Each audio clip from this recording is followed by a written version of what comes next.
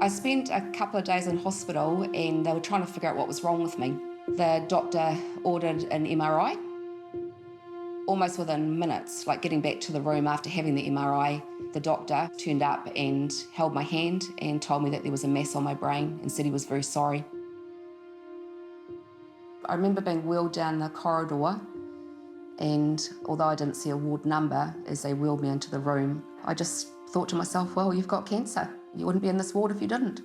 And I wonder what that was going to mean for Dave and my kids.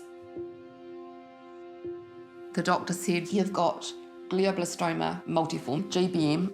I got my laptop out and Googled it, and it came up on the screen, the Terminator, and I was like, whoa. So then I started reading what that meant and realised that this was not good at all. You know, if I was really, really lucky, I'd see 18 months. I was diagnosed with the same cancer that Lecretia Seales had and died from. It was around that time I came across the story of Brittany Maynard, who was a woman that moved to Oregon in order to be able to take her own life. And she sort of became the poster girl for euthanasia. It put a lot of thoughts into my head about, like, should we be promoting this? And the way that it was, it made me feel very vulnerable. And even at that early stage, which was a couple of years after I was diagnosed, that maybe I was being gutless because I didn't want to take my life. It really upset me. Dave would come home from work and find me a blithering mess because all it did was put pressure on me constantly to feel that I was being selfish by not taking my life. I was utterly exhausted, and although I didn't recognise it at the time, I now know that I was depressed.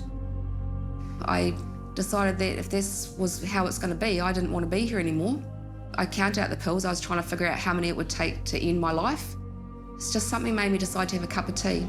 And in those moments of having that cup of tea, I thought, no, not today, not today. So when I woke up the next day, I remember thinking to myself, what if I'd done it?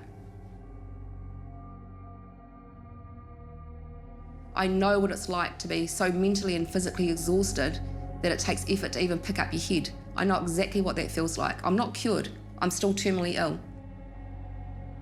But the fact is, I was given 12 to 14 months and I have survived. It's almost 8 years now. So if I'd bought into that whole dying thing right from the beginning, which I think to some degree you do, I probably would have missed a lot of experiences that I've really enjoyed and had a lot of fun along the way. And I think all those things I would have missed. I've got 3 more grandchildren since then. Yeah. If I'd had a legal option, I doubt I would have been here because I would have made that commitment. I have good days and bad days. If I was to visit a doctor on one of those bad days and he was to offer me euthanasia as an option, I think that would just be awful.